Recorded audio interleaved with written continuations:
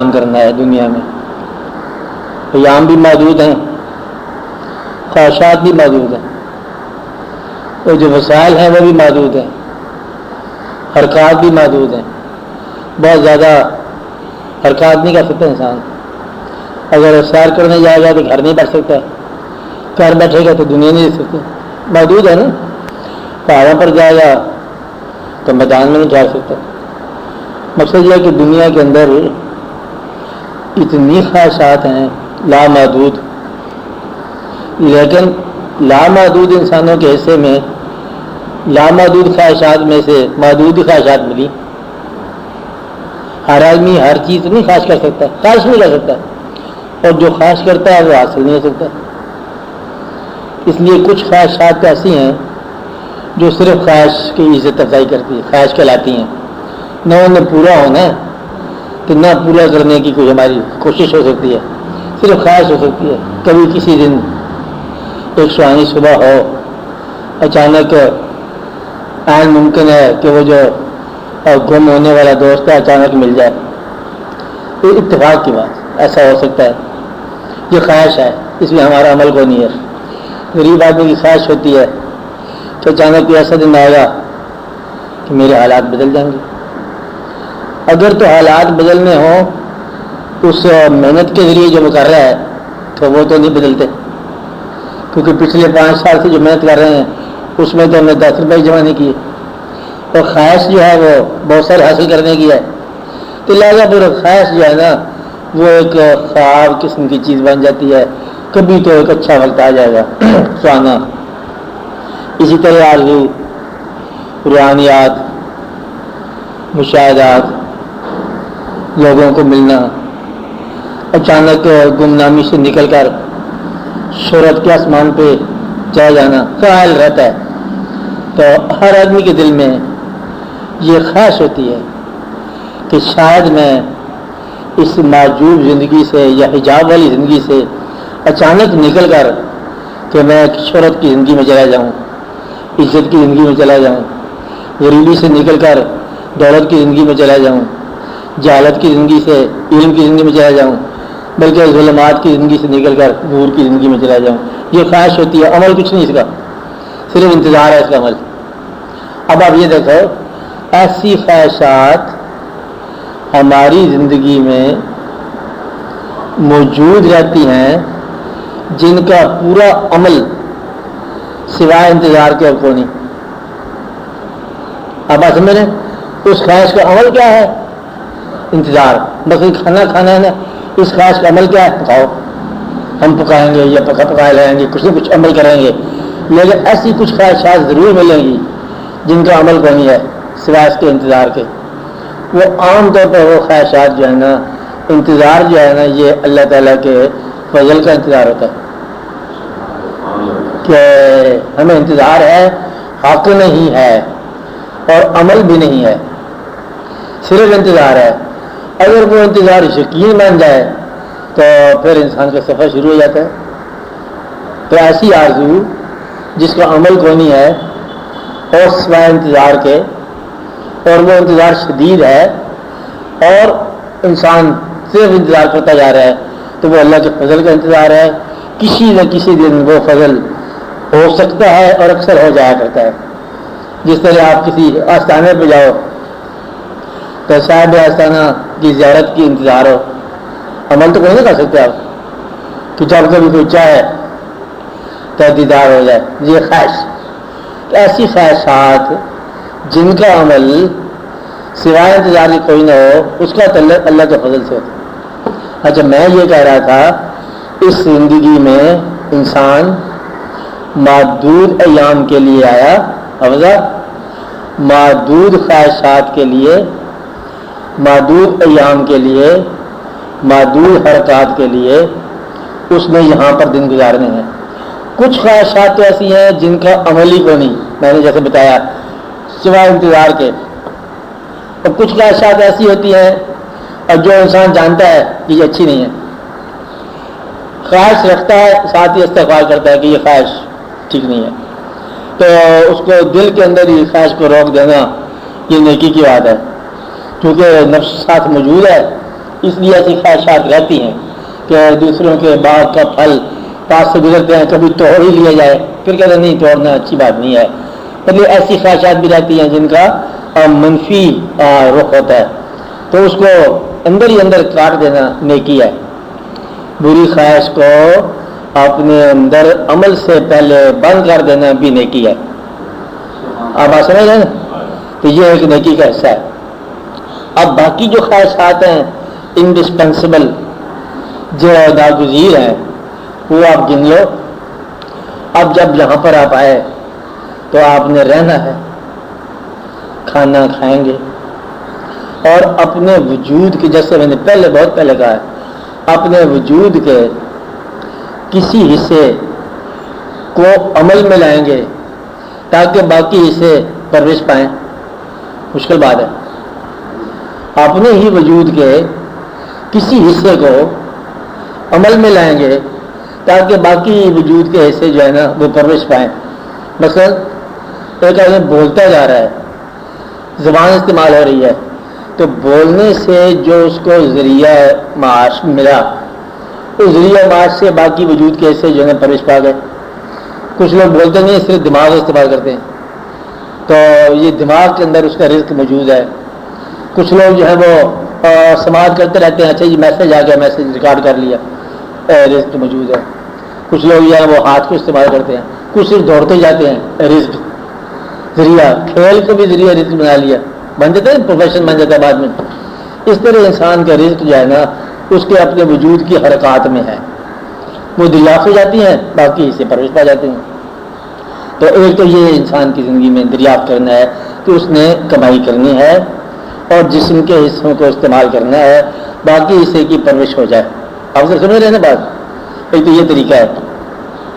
اچھا اب اس کے اندر اس کے پاس وقت نہیں رہتا کہ دفتر گیا، 8 گھنٹے کام کیا، 8 گھنٹے کام کیا، پھر آرام کیا، تھوڑا سا وقت اس کے پاس رہ گیا. اب اس میں وہ کیا حاصل کرنا ہے، جو چیز کمائی ہے اس کو پھر استعمال کرنا ہے. تو گویا کہ اللہ کریم نے جس کام کو بھیجا ہے یہاں دنیا میں، اس کے اندر آپ کے پاس ٹائم بھی تھوڑا ہے، محدود ایام ہے. مثلا نفس کا استعمال ہوگا، ضرور ہوگا، نگاہوں کا استعمال ضرور ہوگا، بیماری کا استعمال ضرور ہوگا، صحت کا استعمال ضرور ہوگا، اور واقعات کا استعمال ضرور ہوگا. تو مقصد یہ ہے کہ یہ جو مجبوریاں ہیں اپنے بھی، والدین کی بھی، اولاد کی بھی، ان مجبوریوں سے گزرتے گزرتے آپ کے پاس وقت اور مزید تھوڑا رہ جاتا ہے. آپ سمجھ رہے ہیں بات؟ ایسا وقت اور تھوڑا رہ جاتا ہے. اور پھر اس کے بعد جتنے بھی آپ قواعد استعمال کرتے ہیں وہ استعمال ہوتے ہوتے کمزور ہو جاتے ہیں. انسان کا کمزور ہو گیا، بوڑھا ہو گیا.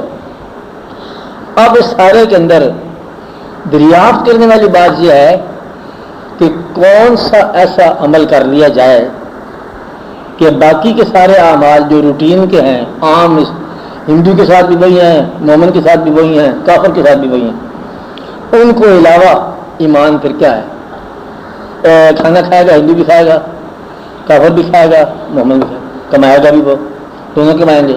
سائنس کے ذریعے کھائیں گے، آپ بھی سائنس کے ذریعے کھاؤ گے، اور محنت کرو گے. سائنس سے کیا کھانا؟ سائنس ہی ہوئی نا فیکٹری. جیسے ان کی فیکٹری ہے ویسے آپ کی فیکٹری ہے، جیسے وہ دفتر میں جاتے ہیں ویسے آپ دفتر میں جاتے ہیں. کھانا جیسے وہ پکاتے ہیں آپ پکاتے ہیں. مقصد یہ ہے کہ اس زندگی کے مینٹین کرنے کا، دوائیاں وہی ہندو بناتے ہیں، یہ کافر بناتے ہیں، آپ استعمال کرتے ہو.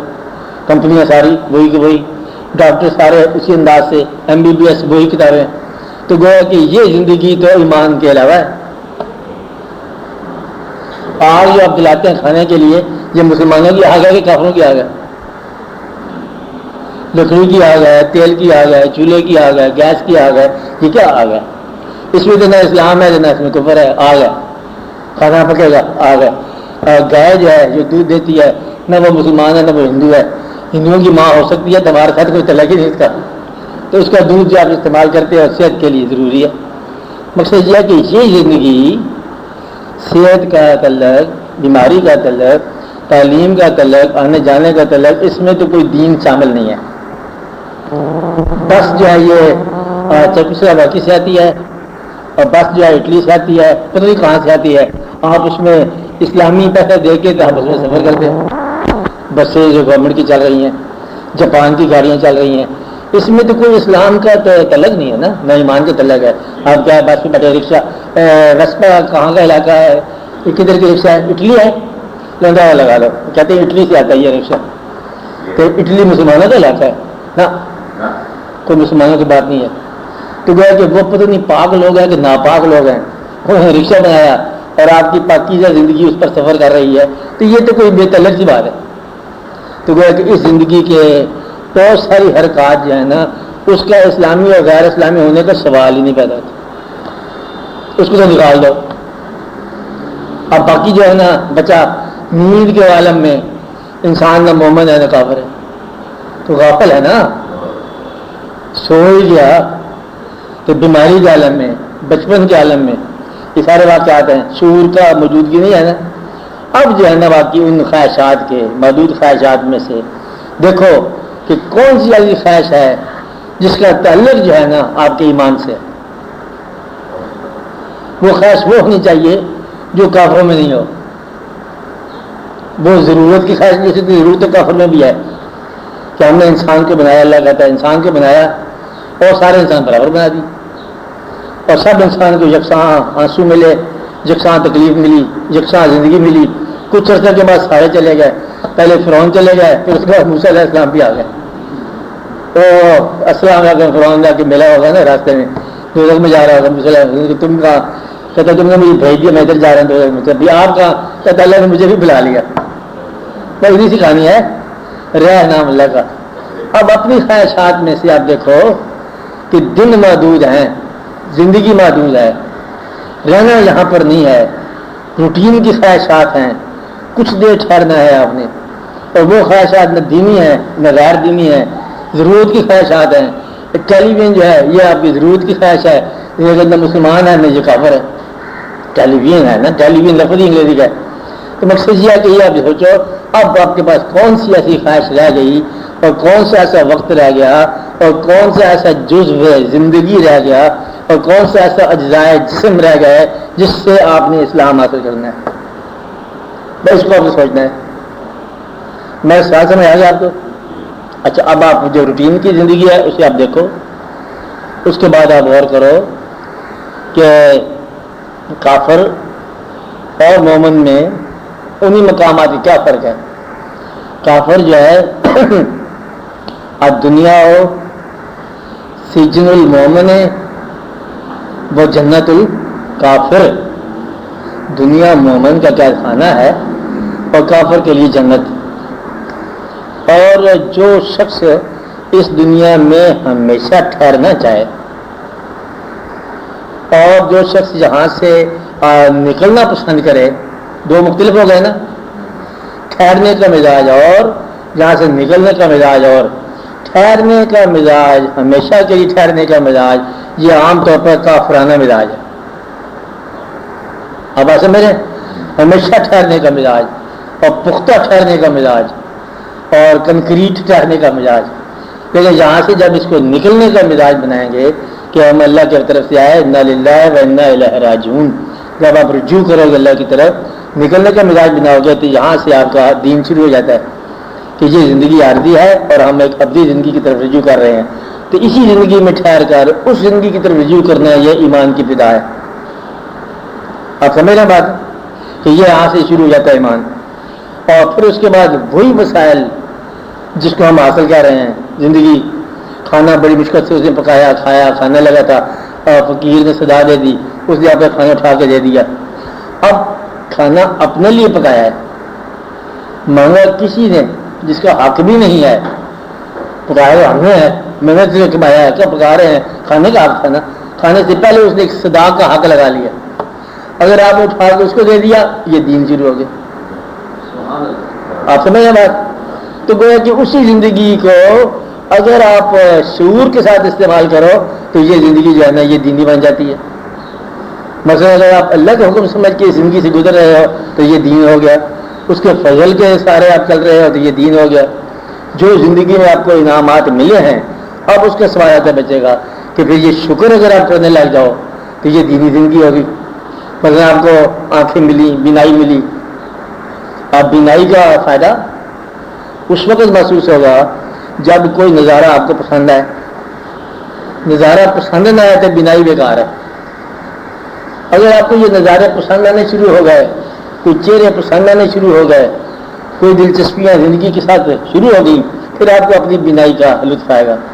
اس وقت جو بینائی کا شکر ادا کرنا اصل میں یہ نظارے کا شکر ہے. اب آپ سمجھ رہے ہیں؟ تو نظارہ بھی اس نے دیا اور نظر بھی اس نے دی, اور دونوں کو شکر کے اندر آپ نے شکر ادا کیا. یا اللہ تیرے شکر ہے کہ مجھے دیکھنے والا بنایا اور میرے دیکھنے کے لیے نظارہ بنایا. اور یہ دونوں چیزیں جو ہے نا, اس کا ہم شکر ادا کر رہے ہیں. خالی بینائی کا شکر نہیں کر رہے ہیں, بینائی کے ساتھ ایک منظر بھی دکھایا. تو گویا کہ بینائی ہو اور منظر نہ ہو تو یہ بھی آدھی زندگی ہے. بینائی بھی ہو, منظر بھی ہو, شکر نہ ہو, یہ بھی زندگی نامکمل ہے. کہ بینائی بھی ہوتی ہے, یہ سائنس والے یا انگریز یا یہ کافر بینائی بھی رکھتے ہیں, نظارہ بھی دیکھتے ہیں, لیکن شکر ادا نہیں کرتے ہیں, اس لیے وہاں وہ کافر ہیں. اور آپ اللہ کا شکر ادا کرتے ہو اس منظر کے لیے جو آپ کی بینائیوں کو پسند آیا, یہاں سے آپ کی ایمان والے ہو گئے. اب آپ سمجھ رہے ہیں؟ تو اس لیے جو کھانا کھاتے ہیں اس کا اگر آپ شکر ادا کر رہے ہو, کھانا تعالیٰ کی خود کمایا, شکر ادا کرنے والے ہو تو آپ ایمان میں داخل ہو گئے. حتیٰ کہ کہتے یہ ہیں کہ مومن تکلیف میں بھی شکر ادا کرتا ہے, کیونکہ تکلیف ہی اس کو اللہ کے قریب کر رہی ہے. تکلیف جو ہے اس کو اور رجوع کرا رہی ہے, غم اس کو اور رجوع کرا رہا ہے, دقت میں اور دیکھو نہ لگا لو تکلیف یہاں پڑی ہے, بچہ کوئی خدا نہ خاصہ بیمار ہے, اصول میں دوڑنا تو چاہیے نا ڈاکٹر کے پاس. ڈاکٹر کے پاس چلا گیا ایک تو اس کا بابا, تو ماں چلی گئی مسلح پہ. اب مسلح پہ کون سے ڈاکٹر ہے؟ تو یہ جو خیال ہے نا کہ مسلح کی طرف رجوع کرنا دنیاوی تکلیف کے لیے, ایک الگ سا مزاج ڈھونڈنا, جہاں سے شروع ہو جاتا ہے دین. ورنہ تو یہ ہے کوئی بیمار ہو ڈاکٹر کے پاس جاؤ, پہلے فیسوں کا انتظام کرو, پھر ڈاکٹر نے کہا جی رخصت ہی ہو گیا, انہوں نے کہا جی رخصت ہو گیا تو رخصت ہو گیا, چلو کارپوریشن ٹیلی فون کر لے جائے. ایسی بات نہیں ہے. وہ کہتے ہیں نہیں اس میں ایک اور ہے, تکلیف کہاں ہے اور علاج کہاں پر ہے؟ مسجد میں. اب اگر تکلیف کہیں ہو رہی ہے, بچہ اس کا بیٹا نہیں پیدا ہوا, کہاں گیا؟ اللہ کے پاس. تو گویا کہ اپنی تکالیف میں رجوع کرنا ایک ایسی ذات کے سامنے جس کا آپ کو مفہوم نہیں سمجھ آ رہا, بظاہر دیکھ بھی نہیں رہے, تو جو وسائل دوسرے ہیں اس کو ٹھیک کرنے والے, آپ ان کے علاوہ کسی وسیلے کی طرف چلے جاتے ہو. اب آپ سمجھ رہے ہیں نا, یعنی کہ وہ وسیلہ جو بظاہر متعلق ہی نہیں ہے. آپ نہیں بات سمجھے کہ بجائے اس کے کہ تو دعا کر رہا ہے, تو فیکٹری میں ملازم ہو تاکہ تجربہ ملے, تو فیکٹری فوٹی کے بعد ہی سمجھ آئی ہم اللہ کی طرف ہیں, اللہ برکت دے گا, انہیں پیسوں میں برکت دے گا. اب آپ سمجھ رہے ہیں؟ تو گویا کہ تکلیف کے اندر بھی وہ شکر ادا کرتے ہیں, رجوع اللہ کرتے ہیں.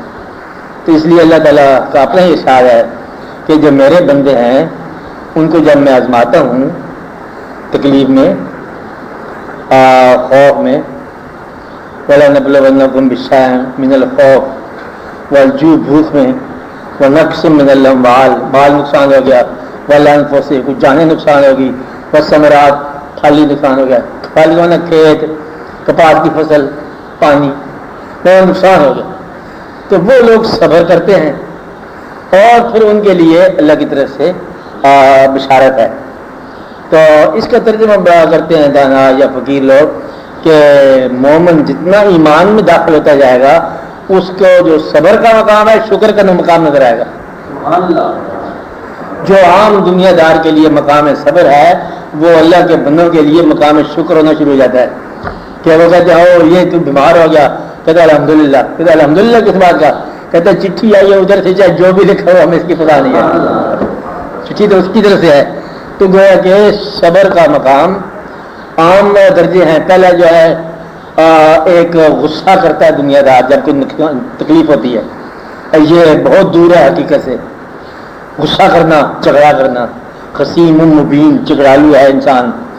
اگلا درجہ ہے غصہ نہیں کرتا, گلہ کرتا ہے, یہ بھی دور ہے. تیسرا جو ہے وہ برداشت کرتا ہے, صبر کرتا ہے, یہ بھی دور ہے.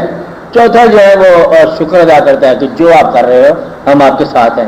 اگر آپ یہ زندگی میرے لیے, جو میرے لیے تجھے منظور نہیں وہ مجھے اپنے لیے مجھے بھی منظور نہیں. آپ ایسا ہے کہ جو تجھے منظور ہے میرے لیے مجھے بھی وہی منظور ہے میرے لیے. یعنی کہ میں اس مقام سے توبہ کرتا ہوں کہ میں اپنے لیے کوئی ایسی چیز پسند کروں جو تجھے میرے لیے پسند نہ ہو. تو اے خدا میری دعا یہ ہے کہ مجھے ان دعاؤں سے میں توبہ کرتا ہوں جو تجھے منظور ہی نہیں ہے. اس لیے میں یہ دعا کرتا ہوں کہ اللہ تعالیٰ مجھے اس دعا کی توفیق عطا فرما جو تجھے پسند ہو, مجھے اس خواہش کی توفیق عطا فرما جو تجھے پسند ہو. اس لیے میں اپنا کیس اور اپنی زندگی جو ہے تیری خواہش کے تابع کرتا ہوں. جہاں سے ایمان شروع ہو جاتا ہے. اب اس کی تفصیل ہے. اب میری بات سمجھ رہے ہو؟ آگے چلیے. آپ اگر ایمان میں داخل بھی ہو گیا انسان یہی کلمہ پڑھنے کے بعد, تو پھر بھی آپ دیکھو کہ آپ کی زندگی, آپ کا وجود سارا تو مومن ہو نہیں سکتا.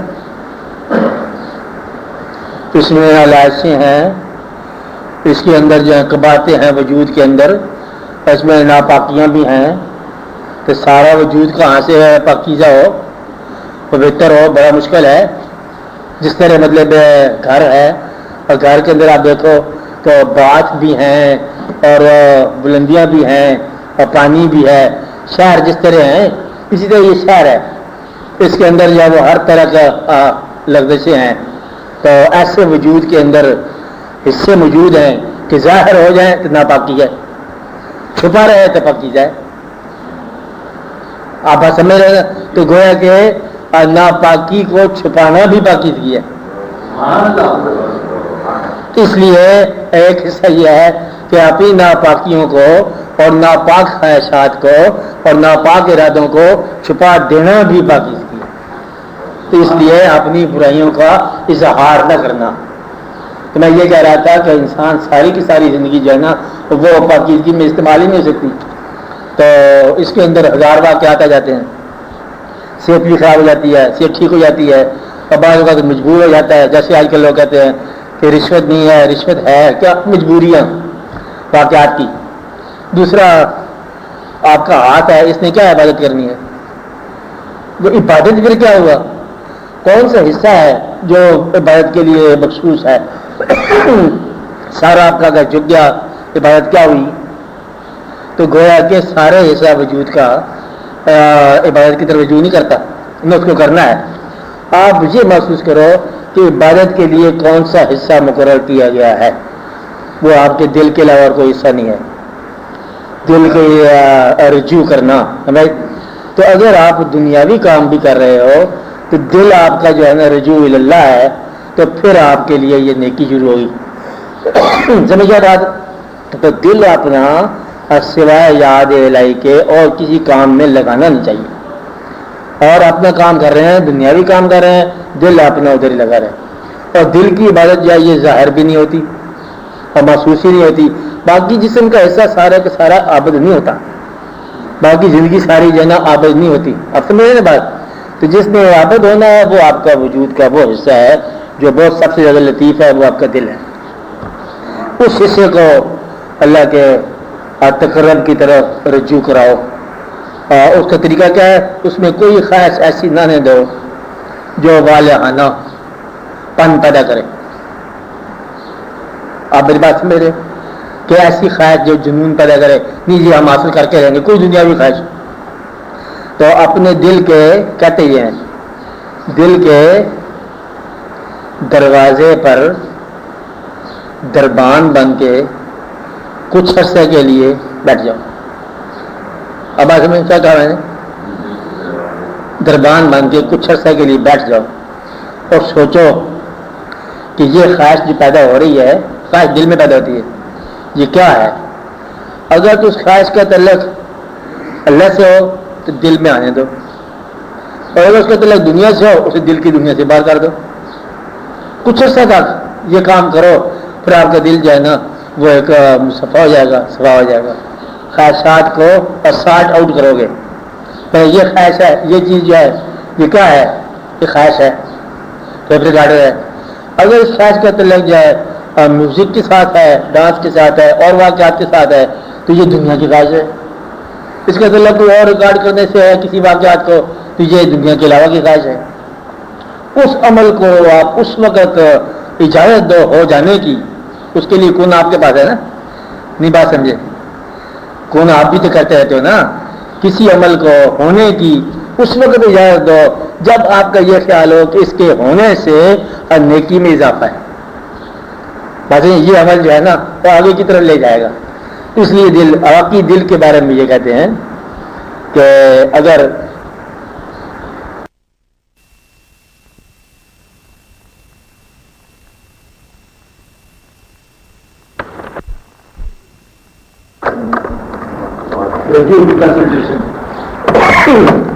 تو یہ میں کہہ رہا ہوں کہ دل جو ہے آپ کا مثل ہے کعبہ. اب اس کی طرف غور، مثل ہے کعبہ، مثال. اور اس کے اندر قبل اسلام موجود ہے کیا چیزیں؟ بت. قبل اسلام کا مانا جو ہے بت کے مانا خواہشات، وہ خواہشات جن کا تعلق یہاں ٹھہرنے سے ہے. پاور ہے، دولت ہے، سٹور ہے آٹے کا، غلہ، کیونکہ ٹھہرنا جی ابھی 50,000 سال ٹھہرنا ہے، اس لیے دروازہ بھر لو، میدان بھر لو، کیونکہ پتہ نہیں کب تک ٹھہرنا پڑے گا. ایک آدمی دوسرے نے کھانا پکایا دوپہر کا، پھر شام کا کہتا ہے جس نے دوپہر کے لیے شام کو بھی وہی دے دے گا. ایک کہانی بھی سن لو پہلے، یہ یاد رکھنا میں کیا بات کہہ رہا تھا تاکہ اس کی کہانی میں وہ بات ہی نہ بھول جائے. یا تو پوچھوں کہ ایک درویش نے کسی درویش کی بڑی تعریف سنی کہ فلاں علاقے کا درویش بڑا نیک ہے اور بزرگ ہے. وہ اس کے تلاش میں گئے، جا کے ملے، مغرب کی نماز اس کے پیچھے پڑی. مہمان درویش اور میزبان درویش دونوں مل رہے ہیں. تو گفتگو کے دوران میزبان نے پوچھا آپ کہاں سے آئے ہیں؟ کہ میں بہت دور سے آیا ہوں، آپ کی تعریف سنی تھی آ گیا. انہوں نے کہا اچھا آپ یہ بتائیے کہ آپ کا ذریعہ معاش کیا ہے؟ اس نے کہا اچھا ذریعہ معاش تو میں بتاؤں گا، پہلے میں وہ 3 فرض لوٹا لوں جو میں تمہارے پیچھے پڑے ہیں. تجھے درویش ہی نہیں لگ رہا. یعنی کہ درویش ہو کے یہ پوچھتا ہے کہ ذریعہ معاش کیا ہے. یہ اللہ کے کام ہے، مطلب دینا، جس طرح وہ دیتا ہے اس طرح لو. تو درویش جو ہے نا وہ ذریعہ معاش کے بارے میں وری نہیں کرتے. اب یہ ایک ایسی چیز ہے جو اس وقت دنیا میں کہنا جو ہے نا بڑا مشکل ہے. لوگ پریشان ہو جائیں گے کہ یہ کیا ہے. اب مقصد یہ ہے کہ بالکل ایسے ہی ہے. اچھا اگر آپ اسی کو سوال کو اور غور سے دیکھو کہ جو شخص ذریعہ معاش کے لیے پاکستان سے باہر چلے گئے، جو کسی اور جگہ، وہ آمدن جو آپ نے استعمال کی اور وہ آمدن جو آپ نے جمع کی، جمع کرنے انسان کرتا ہے نا، اگر جمع کو غیر ضروری کہہ دیا جائے تو سب پر پورا. اگر جمع کو غیر ضروری کہہ دیا جائے، جرم کہہ دیا جائے، بینکوں کو بند کر دیا جائے، اس کی ضرورت ہی نہ رہے، پھر سوائے ضرورت کے اور کوئی ضرورت ہی نہ رہے تو ہر شے پوری ہے. اب ایسے میں ہے نا، تو مقصد یہ ہے کہ کوئی ایسی دقت کی بات نہیں ہے. بڑا درویش جو ہے نا وری نہیں کرتے. اس طرح اور بڑی بڑی مثالیں دی ہیں لوگوں نے کہ درویش بڑا متوکل تھے، وہ تھوڑا سا ٹکڑا بھگو کے کھا لیا، پھر جو بچہ تھوڑا سا صبح کے لیے رکھ لیا، اس کی بیوی ناراض ہوگی جو کیسا متوکل ہے، آپ یہ کھایا تو پھر صبح کے لیے کیا رکھنا ہے، اس کو بھی دے ہی دے کسی کو. ایک اور درویش کا واقعہ کہ تہجد پڑھ رہا تھا، اسے کنسنٹریشن نہ ہوئی، توجہ نہ ہوئی، بڑا پریشان ہوا کہ آج مطلب لطف نہیں آ رہا، دوڑا بھاگا گھر گیا کہ کوئی چیز ہے تو نہیں رہ گئی. ایسی واقعہ دیکھا تھوڑا سا روٹی کا ٹکڑا پڑا تھا، وہ جا کے تقسیم کر رہا ہے، پھر آ کے تہجد ادا کی. مقصد یہ ہے کہ جمع کرنے والا انسان جو ہے نا وہ عبادت کے لطف سے معروم رہتا ہے کہ جمع معلوم وعدہ مال جمع الگ کی بات. ہاں تو آپ بتائیے میں کیا کہہ رہا تھا؟ بولے ہے جی کیا کہہ رہے ہیں؟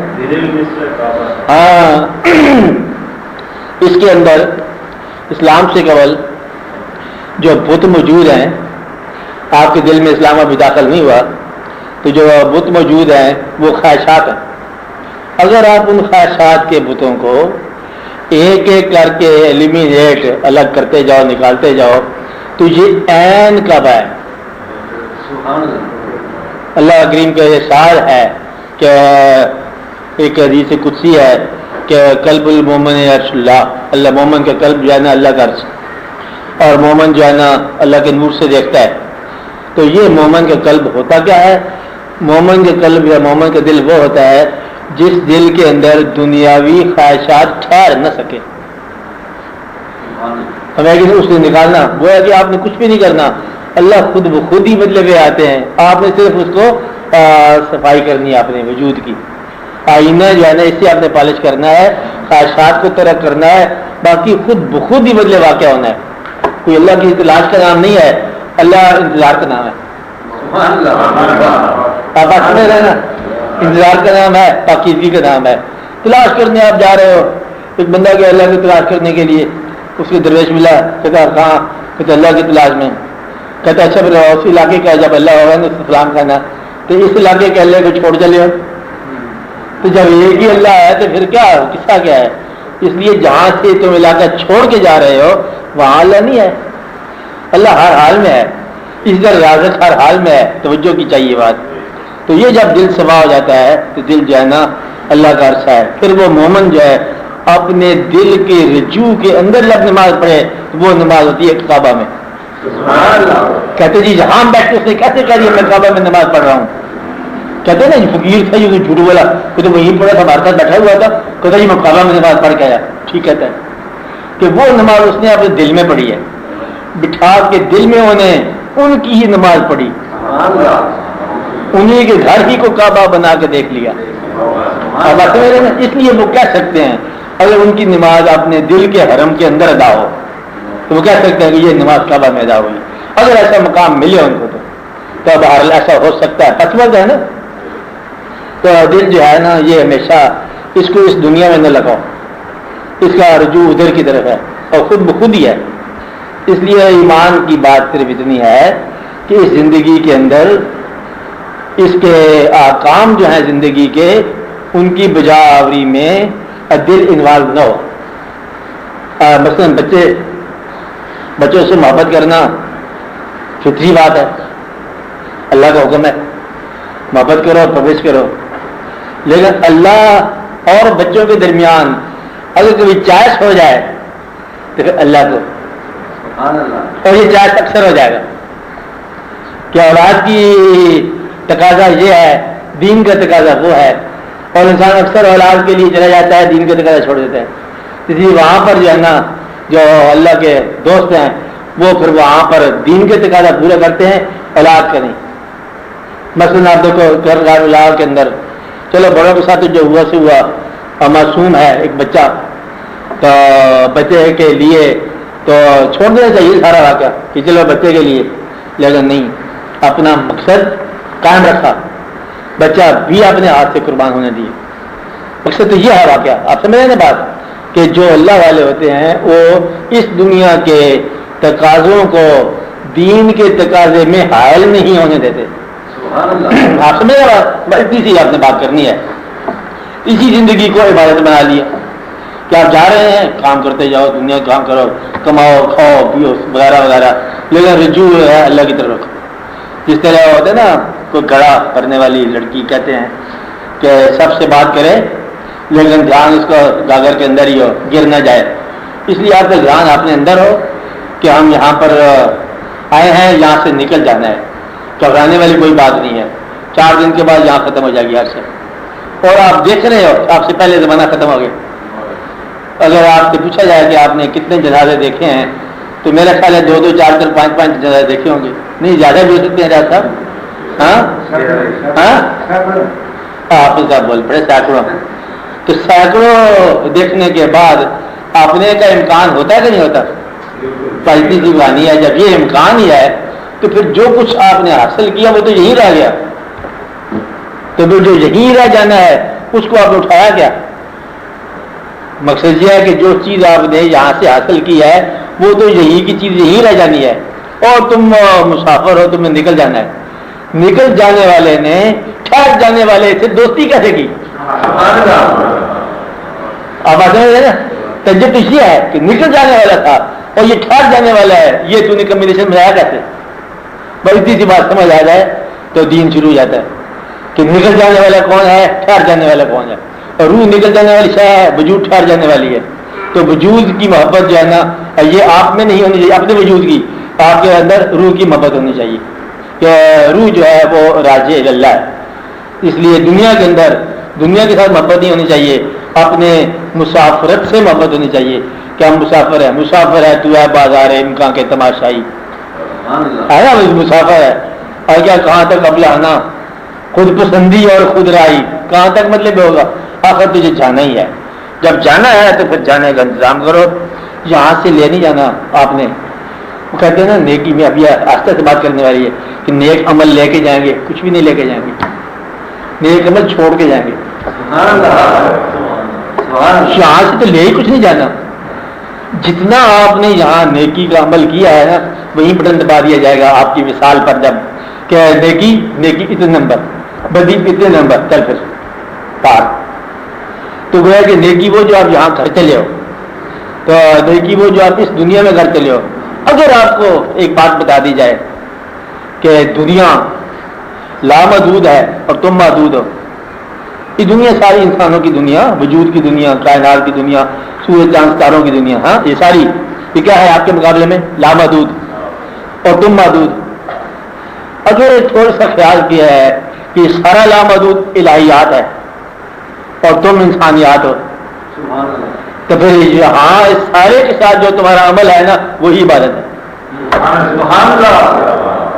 کیونکہ وہ لامحدود ہے اور تم محدود ہو. لامحدود جہاں بھی ہوگا الہی ہوگا، آپ کے خیال میں لامحدود ہے. اس لیے قطرہ جہاں ہوگا محدود ہوگا، سمندر جہاں ہوگا کلزم وہ لامحدود ہوگا. قطرے کے اندر کلزمیت کا جو خیال ہے نا یہ عبادت ہے. جہاں قطرے نے کہا ان البحر وہاں وہ لامحدود ہو گیا.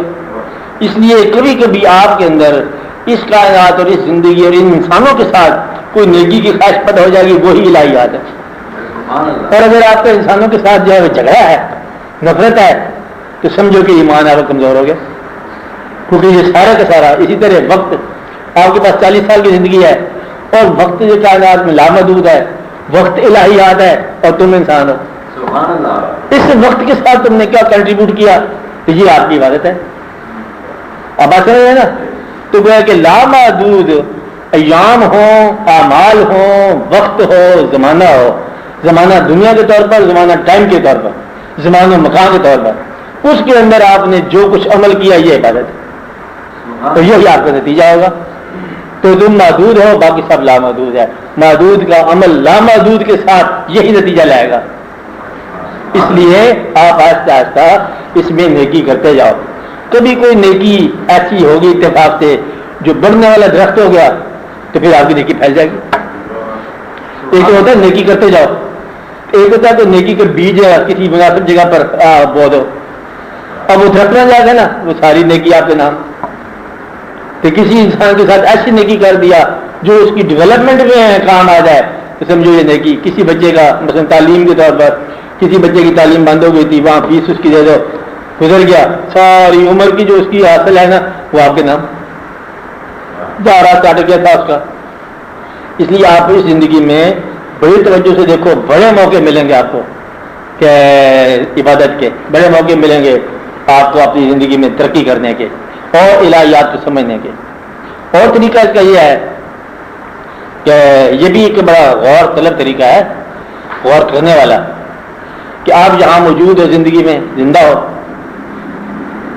اور نسبتیں آپ کی ساری وصال میں ہیں.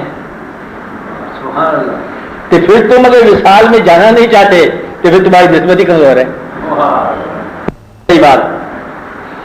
میرے خیال سے مقصد ہے تم کلمہ پڑھتے ہو، تم بزرگوں کو یاد کرتے ہو اور فقراء کو یاد کرتے ہو، نسبتیں ہیں نا. حجرہ شاہ مقیم کو یاد کرتے ہو، دادا صاحب کو یاد کرتے ہو اور اجمیر شریف کو یاد کرتے ہیں نا. اب یہ سارے کے سارے جو بزرگ ہیں کہاں ہیں؟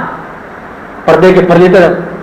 پردے کے پرے تم جانا نہیں چاہتے اور کہتے محبت ان کے ساتھ ہے، تو یہ محبت غلط ہوگی. تو لہذا اس زندگی کے ساتھ محبت کرنے والا اور دعویٰ پردے کے پار والے لوگوں سے محبت کا وہ جھوٹا ہو جاتا ہے.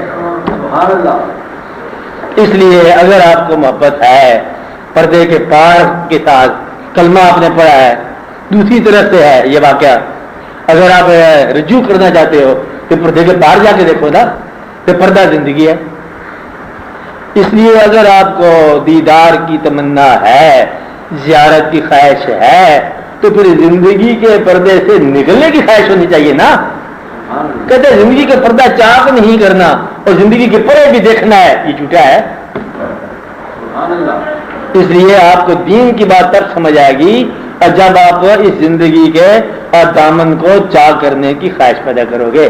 دامن ہستی کو چاک کرنے کے بعد ہی ہستی کا راز آشکار ہوتا ہے، اور ہستی کا راز آشکار ہو جائے حقیقت سمجھ آ جاتی. اب میری بات سمجھ رہے نہیں سمجھ رہے؟ اب آپ اپنی خواہشات دیکھو کہ حافظ صاحب آپ کے ہم یہ کہہ دیں کہ اللہ تعالیٰ آپ کو دیدار کرائے اور تجھے رخصت ہونے کا انتظام جلدی سے کرو آج ہی. آپ کیا کہو گے؟ تھوڑے سے کام رہتے ہیں، یہی ہے نا، بچوں کا خیال دیکھ بھال، فوری طور پر جانے کی تمنا نہیں ہوتی، خواہش ضرور ہے، بس وہ جو رکاوٹ ہے نا وہی آپ کا پردہ ہے، اس کو دور کرو. کبھی فرائض کے نام پر، کبھی مجبوریوں کے نام پر، کبھی کسی چیز کے نام پر. اگر آپ کو یہ کہا جائے کہ ہم یہاں بیٹھے ہیں، وہ دوست جس کی آپ کو تمنا تھی وہ باہر ہے، تو پھر نکل جائے نا کمرے سے، تو وہ نکلتا بھی نہیں ہے. آپ سمجھ رہے نا کہ جی دوست آپ کے آئے ہوئے ہیں باہر چلو، کہتے ہیں دھوپ کا موسم ہے ورنہ دوست تو بہت تمنا ہے. اس لیے آپ لوگ اگر آپ کلمہ پڑھتے ہو، اگر آپ کو یہ یقین ہے، محبت ہے اور بانی دین مبین سے محبت ہے، تو پھر جہاں مقام ان کا ہے اس طرف رجوع کرنے کی خواہش ہونی چاہیے نا. یہاں جو ہے جسے ہم کہتے ہیں یہ آستانہ یا مدینہ شریف، یہ تو آستانہ ظاہر ہوا نا، کام ہوا، سفر کا مقام ہوا، لیکن جو ذات کے ساتھ تعلق ہے، جس مقام پر بھی وہ ذات ہو اس کا رجوع کرنا چاہیے. تو جس آدمی کو ماضی کے کسی بزرگ سے کوئی نسبت ہو جائے، اس کو حال کی زندگی جو ہے نا ترک کرنے میں کوئی دیر نہیں ہے. بات سمجھائی کہ نہیں جا رہی؟ اس لیے یہ حال کی زندگی جو ہے یہ آپ کے لیے سرمایہ ہے، سرمایہ ایثار، قربانی کا سرمایہ. یہ آپ دمبا پال رہے ہو لیکن قربانی کا موسم آئے تو اسے ذبح کر دینا. آپ کہتے ہیں جو اگلے سال کریں گے، یہ نہیں ہونا چاہیے. آپ بس یہ پھر ٹھیک ہے. تو دین کی اتنی خواہش ہے کہ آپ اپنی زندگی میں ساری زندگی جو ہے یہ دین نہیں ہے، سارا وجود دین نہیں ہے، ممکن ہی نہیں ہے. ایک عمل دل کی خواہش اور رجوع اللہ، رجوع الرسول، رجوع ہی کرنا ہے. اور جس نے فضل کا انتظار کیا اس پر فضل شروع ہو گیا. کیا کیا؟ جس نے تکلیف پر شکر ادا کیا اس کا شکر منظور ہو گیا. اب آپ سمجھ رہے ہیں نا؟ تو وسیلہ جو ہے نا عمل بھی ہے، اس کا چکائی صاحب کے سوال، عمل بھی ہے، ذات بھی ہے، لیکن سب سے بڑا وسیلہ فضل ہے. اس کا فضل ہو جائے تو یہ وسیلہ ہے. تو ہمارا مومنوں کا وسیلہ جو ہے نہ عمل ہے، نہ کوئی پیر ہے، نہ شیخ ہے. سب سے بڑا وسیلہ کون ہے؟ فضل. تو یا اللہ تیرا فضل ہونا چاہیے. فضل ہو جائے تو سارا مقام ٹھیک ہے. اور عدل کرے تو تھر تھر کمبے ہے نا بس. اور فضل کرے تو جی تو مہربانی فرما ہم پر فضل کر. تو یا رب العالمین ہمارے زندگی کو ہمارے اعمال کی روشنی میں نہ جانچنا، اپنی رحمت کی روشنی میں ہم پر فضل کر. میں تو رحم کرنے والا ہے اور تو فضل کرنے والا ہے. فضل کا مطلب یہ ہے کہ حق کے علاوہ دینا. بات نہیں نا؟ تو انصاف کا مطلب کیا ہے؟ حق کے مطابق دینا. تو رحم کا مطلب کیا ہوا؟ تو اس کے لیے رعایت کرنا. لیکن فضل کا مطلب ہے کہ بالکل ہی ماسوا، بندہ کدھر جا رہا ہے اس کو کچھ اور دے دینا. ظلمات سے نور میں داخل کرنا فضل ہے. اندھیرے میں جا رہا تھا انسان، اس کو باز اٹھا کے نور میں داخل کر دیا، یہ کیا ہے؟ فضل. اور اندھیرا تھوڑا کم کرنا، روشنی ذرا شروع کرنا، یہ رحم ہے. بات نہیں نا؟ یہ آہستہ آہستہ بتدریج. لیکن جب لفظ کیٹیگورک چینج جو ہے نا یہ فضل ہے کہ ہم اس قابل ہی نہیں تھے جو تیری رحمت نے ہم پر فضل کیا. تو اس لیے اللہ تعالیٰ ہم پر فضل فرما اور ہمیں ہمارے اعمال کی عبرت سے بچا، اعمال کی چونڈی سے بچا. اعمال ہمیں پکڑے بیٹھے ہیں، ہم غلطی سے بہت غلطیاں کر بیٹھے ہیں، غلطی سے بہت غلطی کر بیٹھے ہیں. لیکن اب ہم تیرے سامنے آئے ہیں تو غلطیاں ہماری جو ہے نا تو اپنے فضل سے دور کر دے، غلطیوں کی یاد بھی دور کر دے، وہ احساس بھی دور کر دے اور ہمیں اپنے فضل میں داخل کر لے تاکہ ہم جو ہے ایک نئی زندگی بسر کریں، نیا زمانہ بسر کریں اور ہمیں اپنے دامن رحم میں جگہ دے. وصلی اللہ تعالیٰ علی خیر خلقی و نور عرش حبیبنا و سیدنا و سندنا و شفیعنا و مولانا محمد اجمعین برحمتک یا